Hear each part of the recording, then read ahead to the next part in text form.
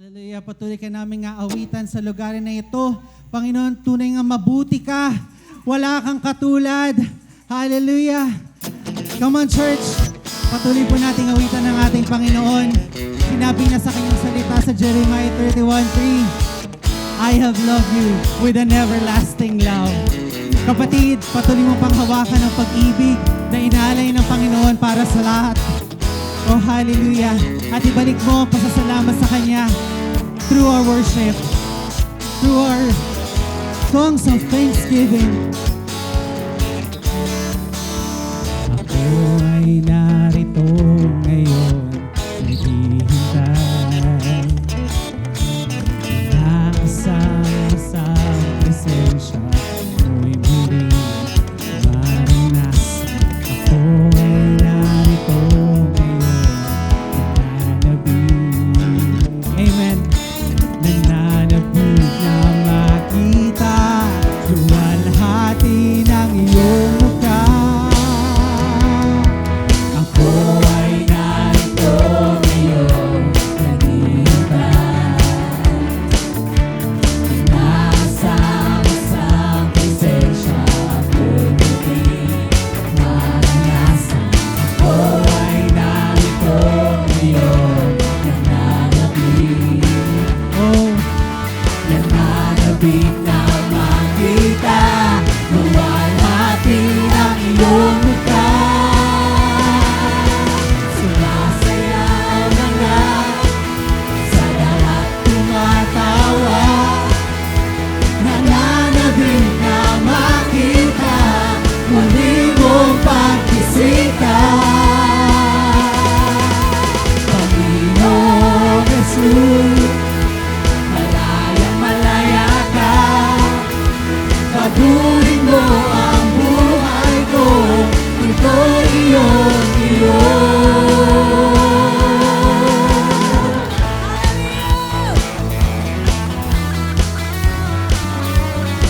awitin mga kapatid.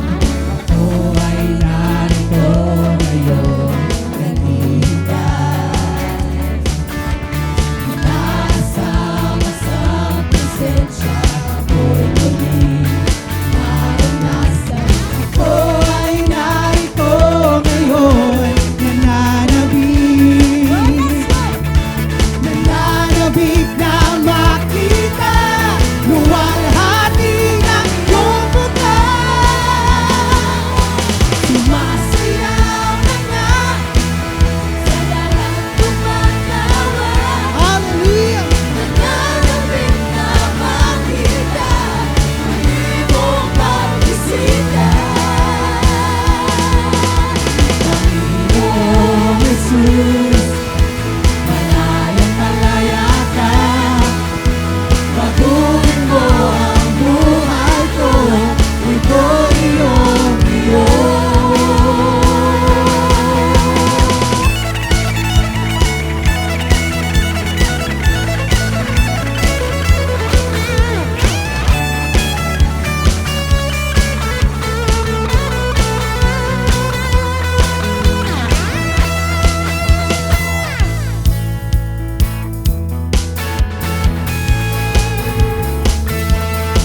Patuloy ka namin pupurihin sa aming kalagitnaan. Ikaw lamang ang itataas. Sumasayaw na nga. Sige, church. Sa galak tumatawa. Nananabik na makita muli mong pagbisita. Panginoong Jesus, malayang malaya ka. Pagurin mo ang buhay ko, ito iyong Sumasayaw na nga. Woo! Sa galak tumatawa. Nananabik na makita muli mong pagbisita. Panginoon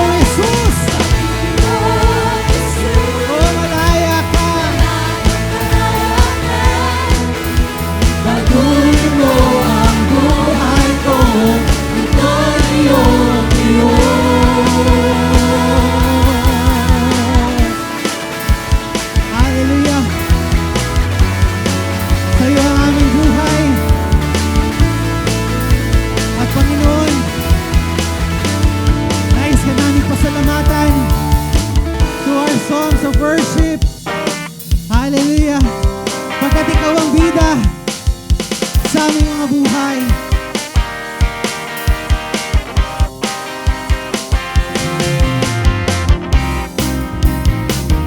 Oh, we praise you, Jesus.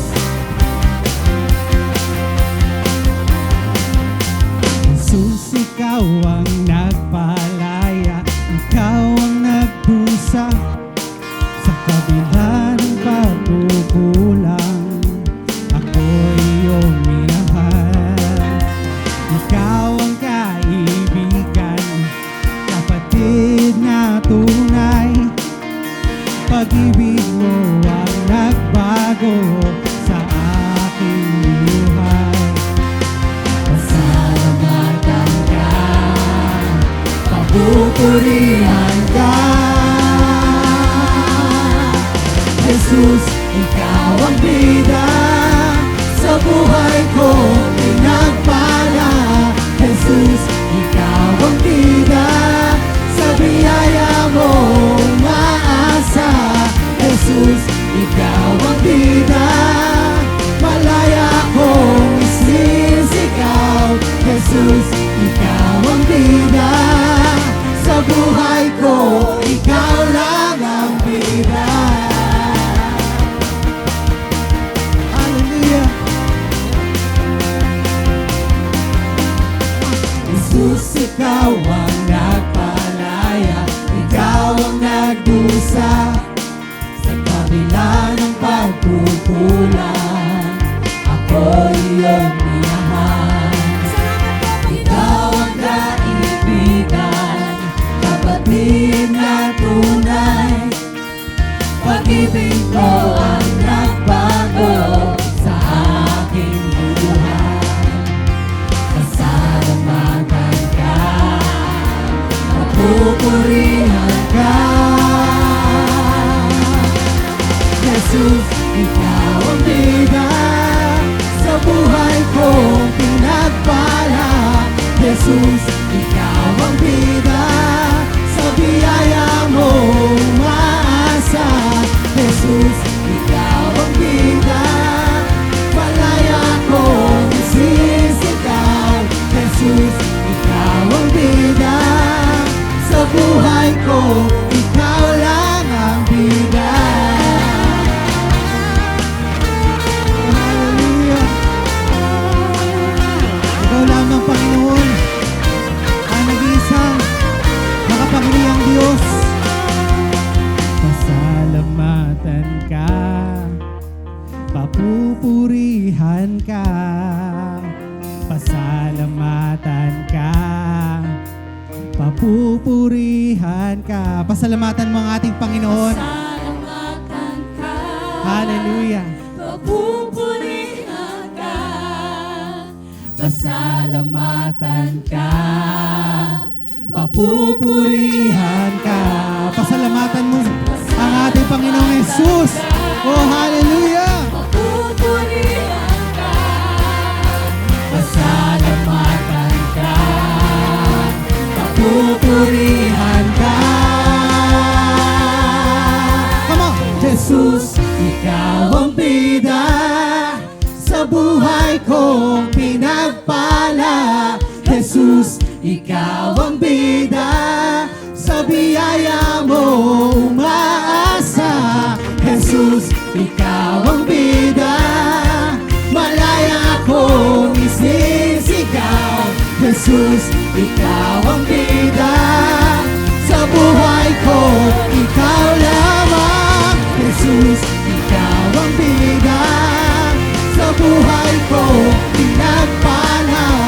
Jesus, ikaw ang bida sa biyaya mo, umaasa. Jesus, ikaw ang bida, malaya ko isisigaw. Jesus, ikaw ang bida sa buhay ko, ikaw lang ang bida.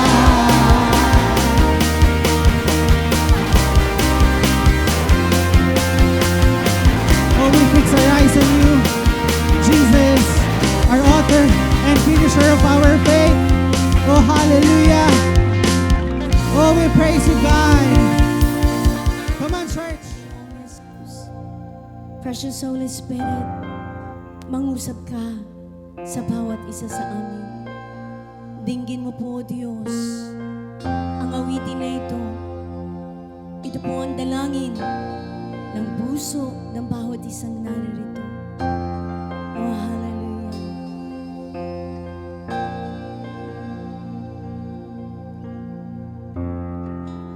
Oh, Diyos, iyong dinggin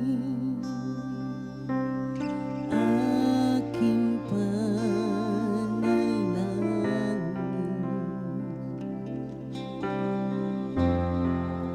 Ang puso kong ito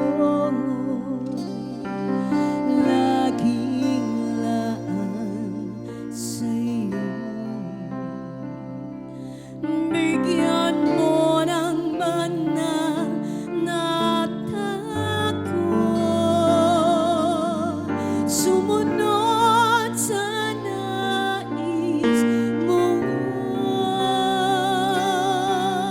Naisin nawa ng aking puso ay kalooban mo sa buhay ko.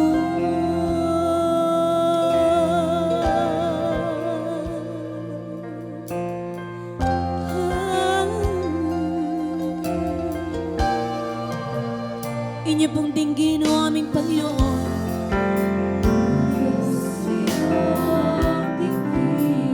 Ito po ang aming panalangin.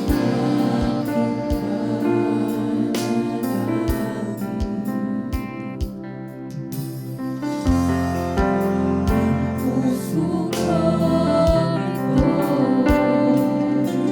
Laging laan sa iyo. Bigyan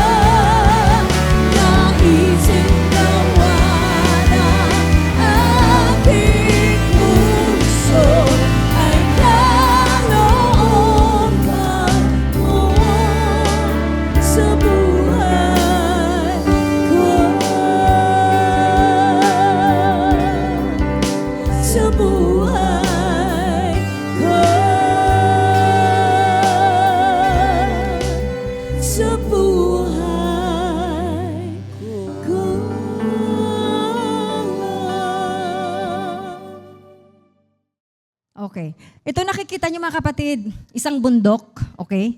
At yung bundok na yan, nakita nyo naman nag-aapoy. Nag-aapoy, nababalot siya ng makapal na usok. At pag pinuntahan nyo po yung Exodus chapter 19, mababasa nyo po dyan.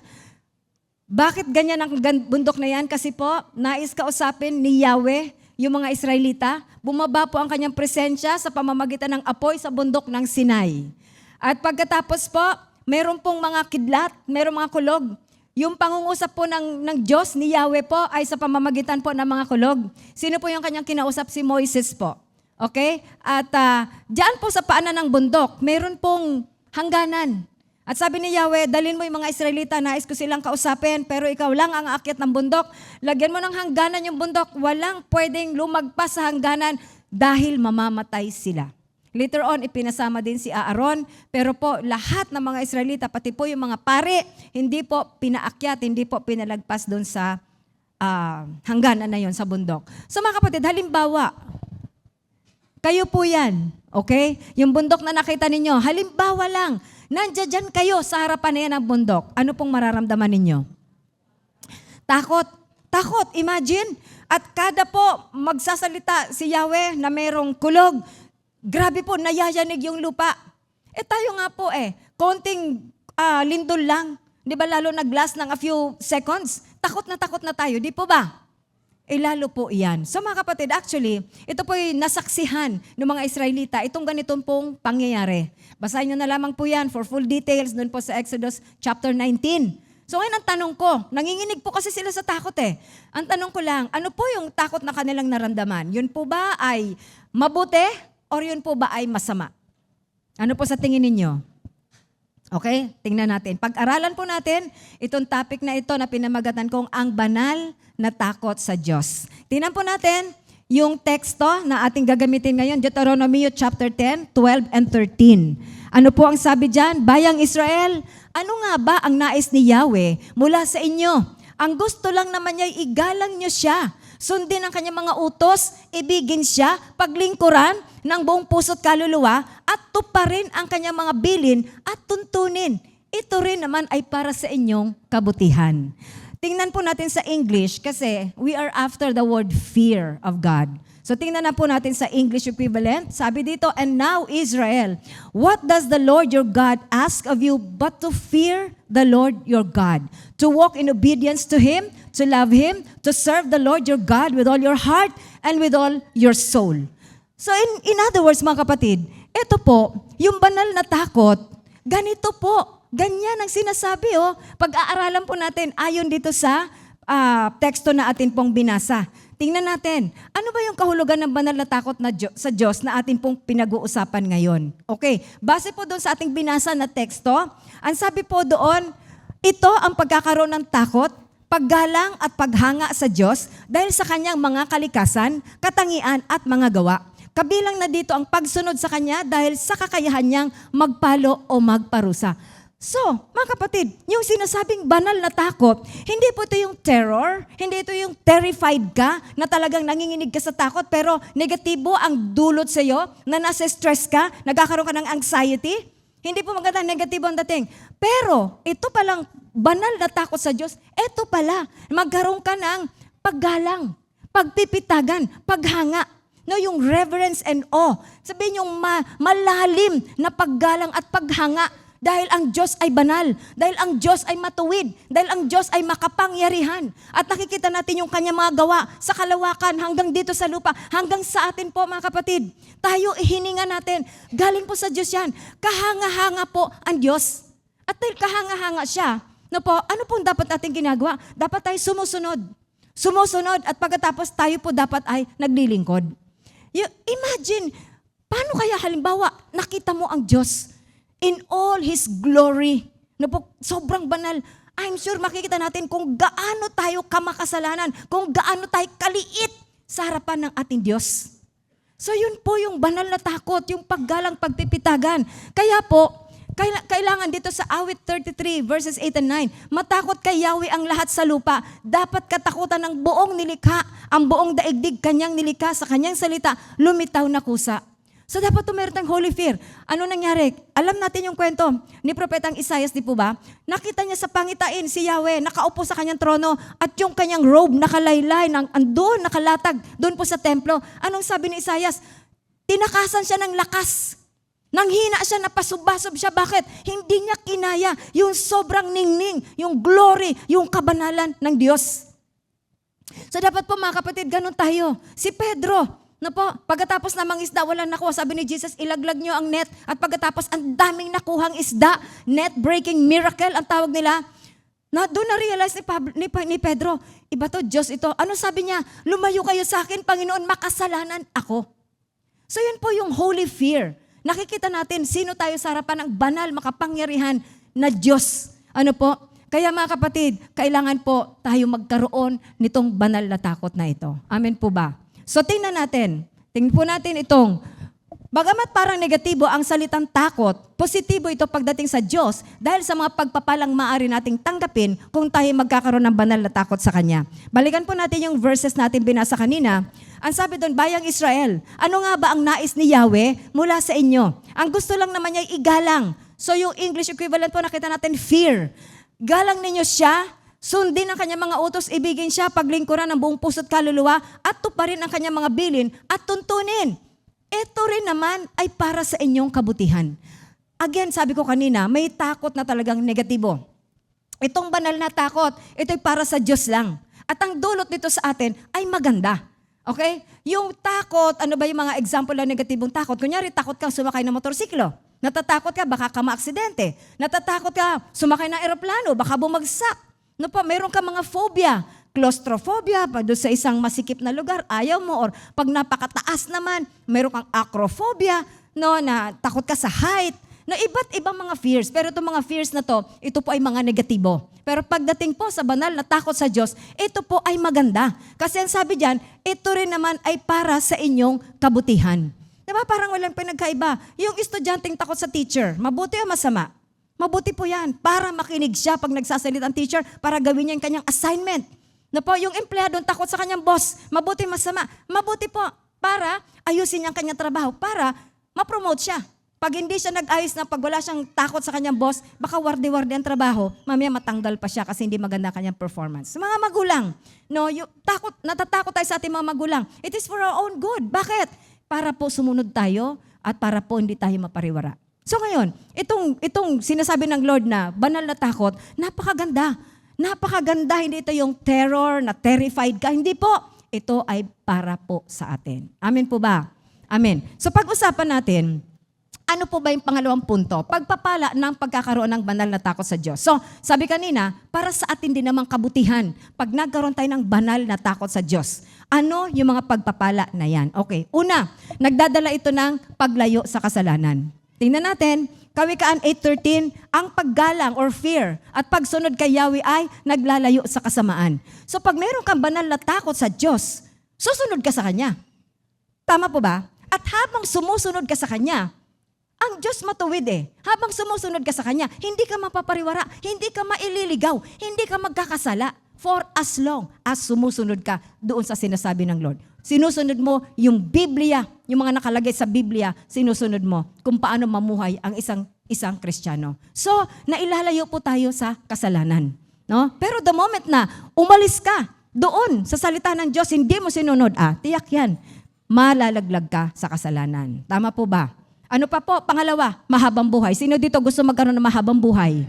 Handa po ba kayo sa 150 years? Okay, ano po ang sabi dito? Ang paggalang or fear at pagsunod kay Yahweh ay nagpapahaba ng buhay, ngunit ang mga araw ng masama ay di nagtatagal. So bakit ganun? Bakit humahaba ang buhay ng mga may takot kay Yahweh, sa Lord? So unang-una, meron kasi tayong divine protection. Pag meron tayong banal na takot, sumusunod tayo sa Diyos, iniingatan niya po tayo. At habang tayo sumusunod sa Diyos, doon po tayo natututo na piliin yung mga tamang desisyon sa buhay. Kaya naiiwas po tayo sa kapahamakan. Di po ba? So, naiiwas tayo sa mga destructive activities, destructive relationships, destructive activities. Na po, yung mga maling bagay, naiiwasan po natin yan.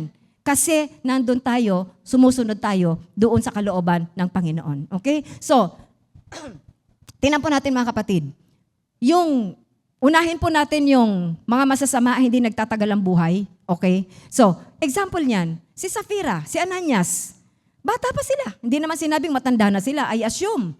Medyo bata pa rin po sila, itong mag-asawa. Pero, tingnan niyo po, dahil sila ay nagsinungaling, dahil sila po ay nagkasala, nagsinungaling sila doon sa pinagbenta ng kanilang lupa, kumuha sila, nagtabi sila ng para sa kanila. Ano po nangyari? Namatay po sila mag-asawa. There was immediate judgment by the Lord kasi sila po ay nagkasala. See, dapat sana makapaglingkod pa sila, mahaba pang buhay. Na-cut short yung buhay nila. Bakit? Kasi sila po ay nagkasala sa Diyos, hindi po sila sumunod sa Diyos. O kunyari, sa panahon natin ngayon, yung mga walang takot sa Diyos, sige lang, gagawin nila kung ano gusto nilang gawin, kahit hindi makakabuti sa kanila. Lasing dito, drugs doon, kung ano-ano, tapos nag-drive or nagmotorsiklo, ano nangyari? Na-aksidente. O di tapos ang buhay. No, meron ako noon, naalala ko, bata pa po siya, gwapong binatilyo. No po, dahil lasing, nag-drive na motorsiklo. Sayang. Cut short yung buhay. So, ganun po mga kapatid. Whereas, yung mga sumusunod talaga, may banal na takot sa Diyos, mayroong pag-iingat ng Panginoon. At nagiging healthy, nagiging protected, nagiging fulfilling, nagiging satisfying po ang kanilang mga buhay. Kasi nandoon yung pabor ng Lord. Nandoon yung pag-iingat ng Panginoon. Kaya po kumahaba ang buhay. Amen po. Amen. Sino may gusto niyan? Amen. Ano pong pangatlo? Kapayapaan. Ang paggalang or fear at pagsunod kay Yahweh ay nagbibigay ng buhay. Ang gumawa nito ay makakaranas ng kapayapaan at ligtas sa kapahamakan. So mga kapatid, pag tayo may takot sa Diyos, pag may takot, sinusunod natin siya, naglilingkod tayo sa Kanya, meron tayong kapayapaan. Bakit? Kasi iniingatan ng Lord yung ating kaisipan. Ano po? Yung kapayapaan na hindi malirip, inilalagay niya po sa ating mga puso. At wala tayong kinatatakutan. Bakit? Alam natin, mayroong nag-iingat sa atin. Kaya po payapa tayo. Merong provision, may sagot sa ating mga pangangailangan. Kaya parang kahit nasa gitna ka ng mga pagsubok, nasa gitna ka ng mga kahirapan, payapa ang tulog. Amen po ba? Meron nga dyan. Matagal na. Nakwento, 2 milligrams volume, hindi tumalab. 5 milligrams volume, hindi tumalab. 10 milligrams volume, hindi pa rin tumatalab. Ang sabi niya, Pastora, nakarating ako sa Christian Church. At doon ako nagsimulang manambahan. Pastora, pagkatapos po noon, pagkakain ng hapunan, 8:00, grabe na yung antok ko. At yung tulog ko ang haba-haba. Wala nang volume, wala nang side effects ng volume. Paggising ko, nandun pa rin ang problema. Pero yung kapayapaan na hindi ko may paliwanag, taglay-taglay ko. Amen. Yun po mga kapatid. Yung peace that surpasses all understanding, yun po ang mararanasan natin. Okay, so gusto niyo po ba yan? Maging payapa tayo? Napakahalaga, lalo ngayon, ang dami nating mga kahirapan o problema, mga pinagdadaanan. Minsan hindi natin sariling problema ng ibang bansa, may mga gyera. Somehow, apektado po tayo. So kailangan po natin ng kapayapaan. Amen? Ano pa po? Karunungan at kaalaman. Okay. Yung karunungan, katalinuhan, kaalaman, mahalaga po ito. Pero anong sabi po ng Job 28:28? Ang pagsunod at paggalang sa Panginoon ay karunungan at ang paglayo sa kasamaan ay siyang tunay na kaalaman. So mga kapatid, ang dami pong matatalino. Ang dami matatalino and yet, bakit nasasabi ng ibang tao, ang talino niyan pero parang bobo pa din? Bakit? Hindi makita sa buhay. Parang palpak yung mga desisyon. Bakit? Wala kasing karunungan, walang kaalaman, walang wisdom galing sa Lord. So maaring matalino yun. Talino natin galing sa Lord. So maaring marami kang ma-accomplish na bagay. Pero hanggang saan lang po yung mga accomplishments mo na yun? No, hahantong at hahantong pa rin sa walang kabuluhan. At pagkatapos, makikita sa ating mga buhay, wala pong pinatutunguhan, wala pong kaayusan ang ating mga buhay. Alam mo mga kapatid, yung Lord ang pinagmumulan ng talino, ng wisdom, ng karunungan. Hihingi tayo sa Kanya. Kailangan tayo manatili sa presensya niya at pag humingi tayo ng wisdom and knowledge sa Kanya, ay pagkakaloob niya po yan. Amen po ba? Mga kapatid, kahit gaano talino ng tao, huwag tayong umasa sa sariling lakas, sariling talino. May hangganan lang po yan. Pero para ma-unlock mo yung wisdom, yung understanding, kailangan kay Lord ka. Amen po ba? Alam niyo po, may kwento sa Bible, Solomonic wisdom. No? Bakit? Si Haring Solomon, confronted with the situation, may 2 nanay, nag-aagawan doon sa isang sanggol. Ang sabi din nila kay Haring Solomon, sabi ng isang nanay, akin niya sanggol. Sabi ng isa, akin yan eh. O sige, wisdom sa Lord. Okay, sabi ni Haring Solomon, akin na yung bata. Sige, inutusan niya, hatiin ang bata para tigkalahati sila. Yung reaction ng isang nanay, sige, tigkalahati kami. Sabi ng isang nanay, oh, naku, wag po rin Solomon, wag po. Sige po, kanya na lang po, wag niyo lang pong saktan ang baby. Sabi ni Haring Solomon, sa kanya ang baby. Siya ang tunay na nanay ng baby. Kasi siya ang may malasakit. So, wisdom. So tayo mga kapatid, sa buhay natin, ang daming mahirap na sitwasyon.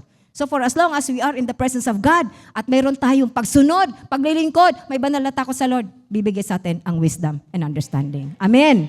Praise God. Ano pa po? Provision sa buhay. Okay, sino may mga pangangailangan po rito? Taas ang kamay. Ayan. O mga kapatid, ano sabi ng awit 34:9 and 10? Matakot kay Yahweh, kayo na kanyang bayan, na makamtan ninyo ang lahat ng bagay. Kahit nga mga leon ay nagugutom din. Sila'y nagkukulang sa hustong pagkain. Ngunit ang sino mang kay Yahweh ay sumunod, mabubuting bagay sa kanya, di mauudlot. Imagine this. Ano ho? Sabi doon, yung mga leon, mga kapatid, yung mga leon nakatira sa kagubatan. Mga wild animals ang kanilang mga kinakain. No po, at napakalakas ng leon. So kung tutusin, hindi sila dapat magutom dahil ang lawak-lawak po ng kagubatan. Pero bakit sinasabi dito, dumadaan sila minsan ng kagutuman. Minsan manood ka ng TV, makikita mo may mga ampayat-payat na leon. Bakit? Kasi kinukulang sila sa pagkain. So this is true. Kinukulang sila, pero ang sabi, ang leon kulangin sa pagkain, pero ikaw, hindi. Yung mabubuting bagay, hindi mauudlot. Ang sabi ng Lord, hindi ka pagkukulangin ng Lord.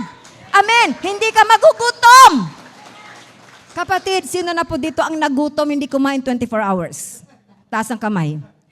Sige po, gusto kong makita at simple lang ang gagawin ko, titingnan ko po ang katawan ninyo.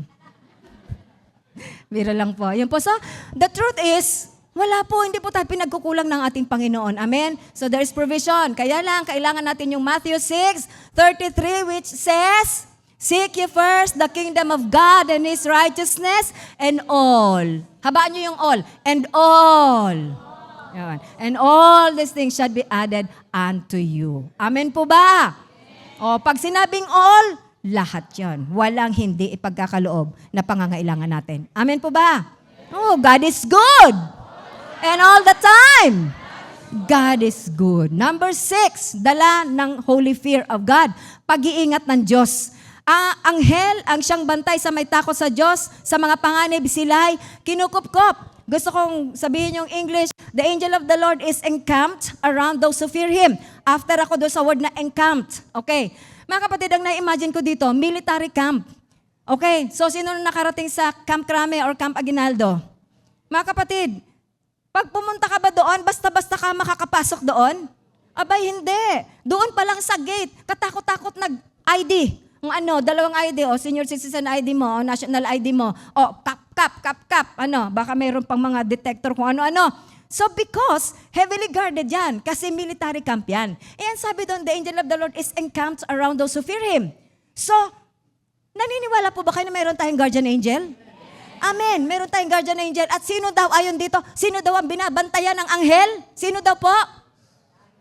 Yung may takot sa Diyos. Which means, kung wala kang pagpipitagan, takot, pagsunod sa Diyos, wala kang guardian angel. Kasi yun ang sabi. Na po? So, at dahil ang Lord ang nag-iingat, meron kang kasiguraduhan, ikaw ay ligtas. Amen po? Sabi ng Biblia, di kita iwan, di kita pababayaan, kaya kahit saan ka man, kapatid, huwag ka mag-alala, ingatan ka ng Lord. Yung mga call center agents natin dyan, alanganing oras, papasok sa trabaho, alanganing oras, uuwi. Pero kapatid, huwag ka matakot, alalahanin mo, meron tayong awit 34:7, and that will apply to you for as long as ikaw ay merong banal na takot sa Diyos. Amen po ba? Amen. So, parang ini-imagine ko na lang, minsan po sa mga deliverances, dinidescribe po nila yung mga anghel. Sobrang lalaki. Ang laki hanggang kisame daw. Kami naman, Lord, sana makita namin. Pero, grabe, takot na takot yung mga demonyo, masamang espiritu sa deliverances. Kasi yung pakpak pa lang daw, ang laki-laki. Tapos sabi yung mga anghel daw, ginaganon lang daw. Yung pakpak daw, ginaganon lang. Inaano sila, sinisiko sila ng pakpak. At takot na takot yung mga demonyo, masamang espiritu. Kapatid, yun yung mga nagbabantay sa atin. Amen. Praise God. Hallelujah. Number 7, kapahayagan ng Diyos. Pag may banal na takot ka, the Lord confides in those who fear Him. He makes His covenant known to them. So ang Lord, nagtatapat sa'yo ng mga deepest things about Him. No, binibigyan ka niya yung mga bagay na plano mo, yung mga covenant niya, ipinapahayag niya sa iyo. Sino pong naalala natin dito? Si Abraham. No, sobra ng kasamaan ng Sodom and Gomorrah. Na po, anong sabi ng Lord? Gugunawin ko na. Sinabi niya po kay Abraham, gugunawin ko na dahil sobra ng kasamaan ng syudad na yan. Nandoon si Lot. Di ba naghiwalay nga sila? Nandoon sa bandang Sodom and Gomorrah si Lot. Kaya doon nakipag-bargain nga si Abraham kung meron pong 40 na matuwid, gugunawin nyo hanggang may 30, may 20, hanggang pababa ng pababa. Pero sad to say, wala po kahit kaunting matuwid, wala po doon sa Sodom and Gomorrah, kaya tinupok po ng Lord. But the good thing is, dahil ipinihayag, sinabi ni Yahweh, yung kanyang plano kay Abraham, si Lot po ay naiiwas doon sa kapahamakan. See, mga kapatid, So, gusto mong makarinig ng mga kapahayagan sa Lord? Gusto mong tumanggap ng mga kapahayagan sa Panginoon? Magkaroon ka ng banal na takot. Pwede yung kapahayagan niya through the Word. Pwede yung kapahayagan niya through dreams or through visions or sa pamamagitan po ng mga lingkod ng Diyos na nakakausap mo. So mga kapatid, so tatanggapin po natin yan kapag meron tayong banal na takot sa Diyos. So invited ka doon sa closer walk with God. Invited ka doon sa mga deepest secrets ng Panginoon, malalaman mo yun, ihahayag sa'yo ng Lord yan. Di ba? Jeremiah 33:3, sabi nung, call to me, and I will answer you, will tell you deepest things that you do not understand. Di ba? So yun po mga kapatid. Okay? So, gusto ba natin yung mga pagpapalang ito? Gusto ba natin yung lahat ng ating tinalakay? Gusto mo talaga? Amen. Praise God. Magkaroon ka ng banal na takot sa Diyos. Amen po. Sige, bitin yung palakpak. Sige po, palakpakan natin ang ating Panginoon. Hallelujah. Ngayon po, ituloy natin. Bagamat ipinangako ang mga pagpapalang ito sa mga Israelita, marami sa kanilang hindi nakaranas ng mga ito dahil na rin sa kakulangan nila ng banal na takot sa kanilang ipinakita sa patuloy nilang pagsuway sa Diyos. Kaya magkaroon na ng banal na takot sa Diyos. Nakakalungkot. Pag binabasa natin yung Old Testament, parang, bakit ganito mga Israelita? Ang daming milagrong ginawa. Mula pa lang doon sa Ehipto, kung paano sila inalis doon, at kung paano sila naglalakbay doon sa ilang. Ang daming milagro. Yung bato dumadaloy. Yung tubig dumadaloy sa bato. Yung pagkain, may mana, may pugo. Ang dami pong milagro. And yet, nandun pa rin po yung mga pagrereklamo ng mga Israelita. Nandun po, kaya malungkot. No? Napakalungkot. Kaya po, ano nangyari? Marami pong hindi nakapasok sa lupang ipinangako sa Kanaan. So, yung 20 years old and above, namatay po silang lahat sa ilang. Sino nakapasok? 19 years old and below. Yung mga anak nila, yun lang po nakapasok doon sa lupang pinangako ng ating Panginoon. Okay po? Napakalungkot. Okay? So, tingnan natin. Itong verses na to. Bilang 14, 26, and 30. Sinabi ni Yahweh kina Moises at Aaron, hanggang ngayon patuloy pa rin ang mga Israelita sa pagrereklamo laban sa akin. Kailan pa ba sila tatahimik? Sabihin ninyo sa kanila na ito ang pinasasabi ko, habang buhay akong si Yahweh, gagawin ko sa inyo ang narinig kong gusto ninyong mangyari. Mamamatay kayo dito sa ilang. Sa mga kabilang sa census sa makatuwid ay yung mula sa 20 taon pataas. Isa man sa kanila ay walang makakarating sa lupaing pinangako ko, maliban kina Caleb na anak ni Jephunneh at Josue na anak ni Nun. Naririnig ng Lord Panay reklamo nito mga Israelita despite the miracles na nasaksihan. Panay reklamo. Ano ba Moises? Wala man lang pipino dito, wala man lang gulay, wala man lang kami makain dito. Mabuti pa sa Ehipto, ibalik mo kami doon. Hayaan mo ba kami mamatay dito, wala nga mainom dito. Puro reklamo, puro reklamo. Naririnig ng Lord. Yung mga reklamo nila, sinasabi nila, mamamatay kami dito. Hahayaan mo ba kami mamatay dito? Narinig ng Lord. Kaya ano sabi ng Lord? Mamamatay kayo dito. Narinig ko, sabi niya, narinig ko yung gusto niyo mangyari. Mamamatay kayo. The nerve, mga kapatid na, iparinig sa Lord yan, magsalita na po ng mga ganitong bagay. Hindi po maganda, insulto sa Lord. Yung nagmahal at nagmalasakit para ialis kayo sa Ehipto, sobrang napakasakit sa Panginoon. So sa atin ngayon mga kapatid, nagrereklamo po ba tayo sa ating mga buhay? Kapatid, naririnig ng Lord yung mga reklamo natin. Naririnig. At hindi po siya nalulugod. Naiinsulto siya. It is as if pinabayaan niya tayo when in fact, hindi niya po tayo pinababayaan hanggang sa panahon na ito. Amen po ba? So yun po, nakakalungkot, no? Kaya tayo tigilan yung mga negative declaration sa buhay natin. Tigilan po. Ano ba naman buhay ito? Akala ko pa na born again ako. Bakit ganito? Nagre-reklamo ka. Tingnan mo kapatid, ano yung mga pagpapalang tinanggap mo galing sa Lord?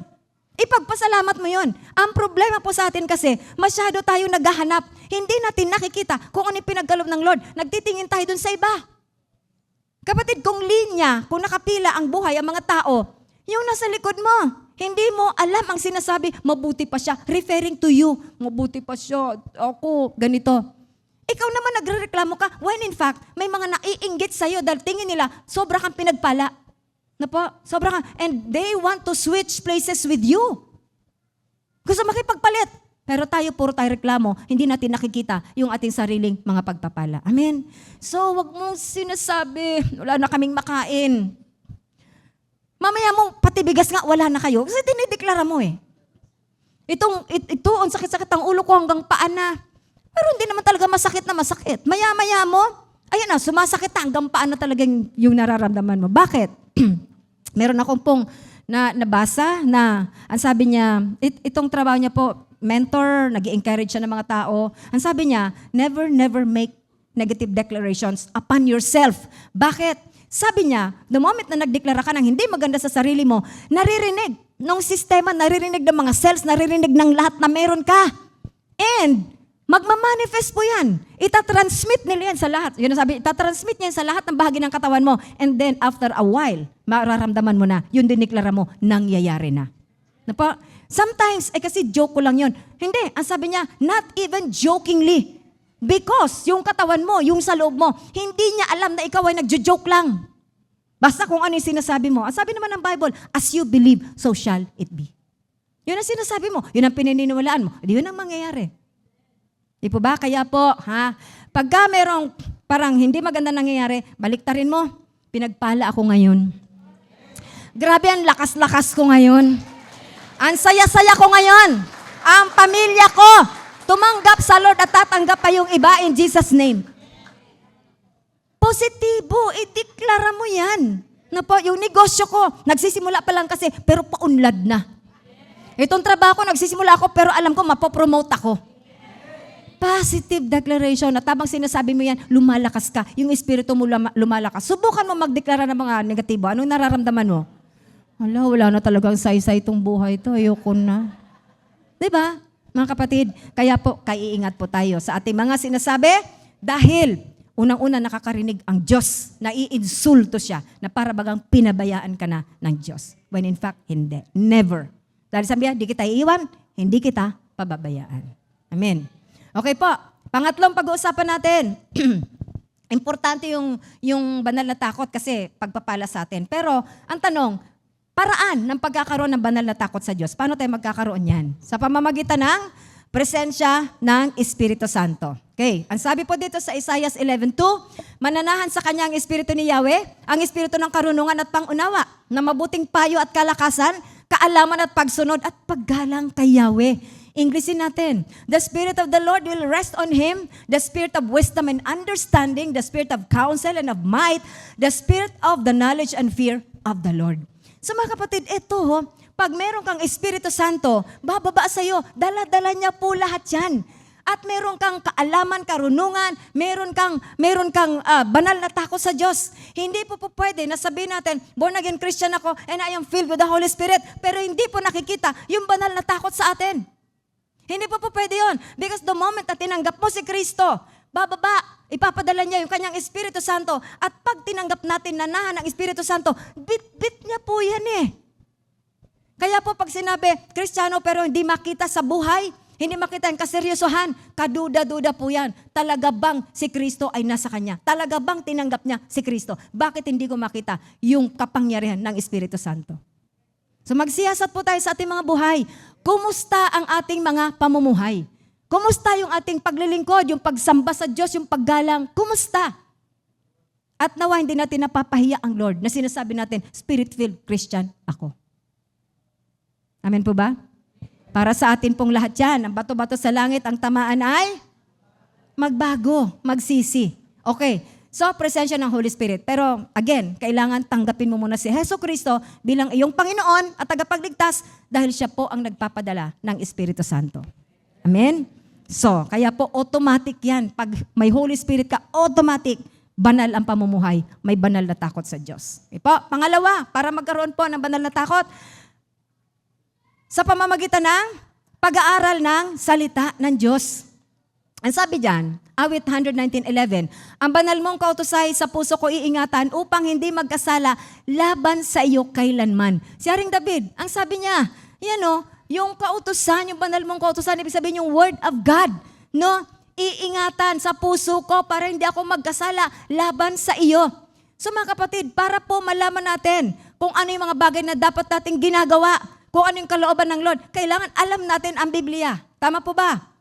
Kailangan binabasa natin ang Biblia para alam natin paano ba dapat mamuhay ang isang Kristiyano at ano yung mga bagay na hindi natin ginagawa bilang mga Kristiyano.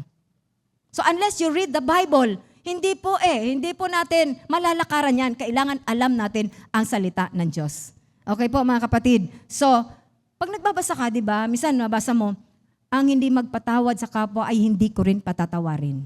O di ba? Ay nagkataon ikaw pala, ang dami mo palang mga kaaway or kasamaan ng loob. Pero Kristiyano ka na, matagal ng panahon. No?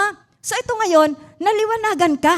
Nagkaroon ka ng banal na takot, hala Lord, panayang hingi ko ng tawad sa iyo pero wala palang saysa, hindi mo pala ako pinatatawad kasi ako nga, hindi ako nagpapatawad. So, mahalaga po yung salita ng Diyos. O okay lang ang buhay ko to, saka na ako magsisi at hindi ko alam kung may impyerno nga, baka wala naman kasi God is love. Yun ang pandarayan ng kaaway. Malinaw ang Biblia, merong impyerno. Na po? At pag nabasa mo na, itatapon doon yung mga makakasalanan, yung mga hindi tumanggap kay Kristo. O di ngayon, nagkaroon ka ng banal na takot, kailangan pala tanggapin ko si Jesus kasi totoo pala, meron palang impyerno. So mga kapatid, napakahalaga yung ating Biblia, kailangan po natin yan binabasa. Amen po. Amen. Pangatlo, paraan ang pagkakaroon ng banal na takot sa Diyos sa pamamagitan ng paggunita sa mga nagdaang pagpapala at pamamalo ng Diyos. Sino na dito pinagpala ng Lord? Naapaw-apaw na. Ideklara natin yan, apaw-apaw na in Jesus' name. Amen? Parating. Aapaw ang pagpapala ng Lord. Okay. Pero, sino naman po dito ang pinalo na ng Lord? Nang masakit. Na matagal na panahon. Amen. Okay. So mga kapatid, ang sabi dito, para magkaroon tayo ng banal na takot, we should remember both. Parehas. Yung pinagpala ka ng Lord, yung pinalo ka ng Lord. Okay, pinagpala, yung pinalo, kailangan parehas nating inaalala yan. Okay? So pag inalala mo, confronted with temptations, alalahanin mo, naku, pag ako nalaglag dito sa temptation na to, yung mga pagpapala, baka biglang mawala. Mawawala ang pabor ng Lord. Alalahanin mo, pinagpala ko mula pa lang noon hanggang sa panahon na ito, Lord. Maraming salamat. Pero ito ngayon, merong offer, napaka-tempting ng offer. Pero alam mo, yung offer ng trabaho, hindi ka lugod-lugod sa Lord. Maraming prinsipyo ng Diyos ang nababiolate. Huwag kang matempt doon sa pera. Dahil, yung pag ikaw nalaglag sa kasalanan, lahat, pati yung mga nauna na pagpapala sa'yo, mauubos lahat yan. Whereas, pag nanatili ka, tayuan mo yung katuwiran, kabanalan, kung anong tama, kung anong dapat, sobrang pagpapala darating sa buhay mo. Amin po mga kapatid. Ha? So yun po. Ano pa? Ayang hindi natin kakalimutan. Yung pamamalo ng Lord. So tandaan mo rin, kailan ka pinalo ng Lord? Bakit ka napalo ng Lord? Anong nangyari sa'yo? Anong naramdaman mo nung napalo ka ng Lord? Sobrang sakit, sobrang hilahod ka sa buhay, walang pabor, parang pakiramdam mo, sarado yung langit. Yan po mga kapatid, tandaan po natin yan. No? Palo ng Lord masakit. Mga magulang, di po ba? Bakit natin pinapalo ang ating mga anak? Kasi mahal natin sila. Kasi gusto natin silang maituwid sa masamang pag-uugali at para sila hindi mapariwara. So ganito din po, kaso mo, yung palo, masakit. Di po ba? Masakit. Si Lord, pag namalo, masakit. Masakit, mararamdaman po natin yan. So, mga kapatid, alalahanin natin parehas. Kung pinagpala ka na, iwasan mo yung temptation, tuloy-tuloy ang pagpapala. Kung napalo ka na, iwasan mo, mamuhay ka na matuwid para hindi na maulit yung pamamalo ng Lord sa iyo. Amen? Praise God. Hallelujah. At, Deuteronomy 9:7, huwag ninyong kalilimutan kung bakit nagalit sa inyo si Yahweh nang kayo nasa ilang. Yun nga po yun. Grabing reklamo. Sobrang pagrereklamo kayo na insulto ang Lord. Kaya namatay sila. 20 years old and above. Sobrang daming namatay. Hindi sila nakapasok doon sa lupang pinangako ng Lord. Amen? At ngayon po, this is my last slide, mga kapatid. Ito po, si Oswald Chambers. Hindi ko siya kilala. Sa itsura niya, parang nabuhay siya 1600s, 1800s. Okay, pero ang ganda po na sinabi niya. Ang sabi niya, the remarkable thing about God is that when you fear God, you fear nothing else. Whereas if you do not fear God, you fear everything else. Ang ganda. Sabi niya, ang kapansin-pansin patungkol sa Diyos ay yung pag meron kang takot sa Diyos, wala kang kinatatakutan. Okay? Pero pag wala kang takot sa Diyos, lahat ng bagay kinatatakutan mo. Amen? So mga kapatid, pag meron tayong banal na takot sa Diyos, bahala ang Diyos sa atin. Iingatan niya tayo, pagpapalaan niya tayo, paggagalingin niya tayo, itutuwid niya ang ating mga landas na po hanggang doon, makarating tayo sa buhay na walang hanggan. Wala tayong katatakutan. Amen po ba? Pero pag wala kang takot sa Diyos, konti-konting kaluskos, baka hold upper na yan. Uy, baka lolooban ako ng bahay. Bakit? Kasi wala kang takot sa Diyos, walang presensya ng Lord. Alam mo na walang nag-iingat sa iyo. Amen po ba? So ngayon po, natutunan natin kung gaano kahalaga yung takot sa Diyos. Pero the good thing is, hindi pala ito yung terror or terrifying feeling, kundi ito pala ay para sa ating ikabubuti. Amen po ba? So that's what you call fear, holy fear of God. Amen po ba? So nawa po, meron po tayong natutunan sa umagang ito.